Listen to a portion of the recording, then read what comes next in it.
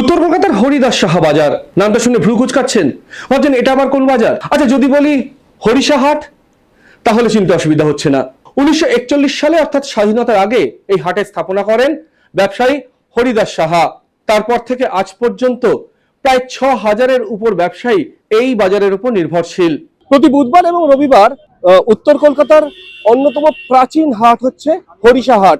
Khanna cinema হলের পাশেই এই হাট। কিন্তু সম্প্রতি মংলা হাটের ঘটনা এবং চারিদিকে হকার উচ্ছেদের ঘটনার পর কিন্তু এখানকার যে ব্যবসায়ীরা আছেন তারাও কিন্তু কিছুটা আতঙ্কে, কারণ কি হবে তাদের ভবিষ্যৎ সে নিয়েও কিন্তু তারা চিন্তায় রয়েছেন।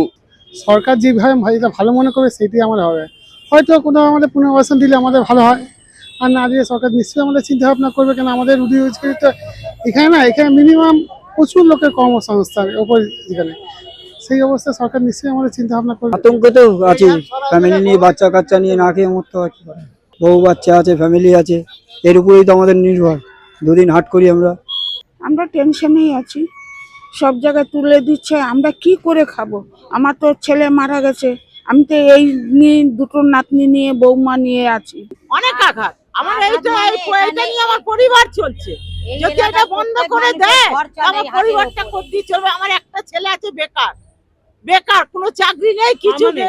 নাতনি পড়ে না, মাধ্যমিক একটা ছেলে আমার একদম বেকার ঘুরছে, কোনো চাকরি নেই, কিছু নেই। ও এক টাইম দোকানদারি করে, আমি এক টাইম দোকানদারি করি। যদি এটা তুলে দেয় তাহলে আমাদের পরিবার কি হবে সেটা বলুন। আমাদের গাড়ি ভাড়া আছে, জায়গা ভাড়া আছে, সবই তো দিতে হয়। কোথা থেকে দেবো, কোথা থেকে সংসার চালাবো?